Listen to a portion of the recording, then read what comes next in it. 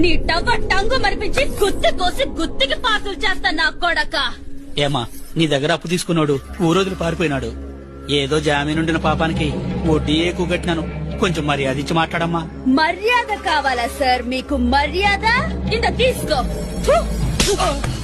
ఇదేరా ఈశ్వర్ ఇచ్చే మర్యాద. ఎరా జింగిడి, నా అన్నలు ఊళ్ళో లేరు, పిల్ల గుంకే కదా అని మోసం చేస్తాడా? నేను మూతి మీద మీసం లేని మగరాయుడు లాంటి ఆడపిల్లనరా. ఎక్కువ మాట్లాడుతున్నా. ఎవరే ఇది? మా అక్క బిడ్డ వైజాగ్ నుంచి వచ్చినది. చుట్టంగా వస్తేమా ఆకేసుకొని నాక్కొని తింటిమా బారగా ఉండి మూసుకొని చూస్తేమా అని ఉండాలా, లేదా సిరికి చాటైపోతాది. ఇంకో అరగంటలో మొత్తం లెక్కొచ్చి చేరాలనే.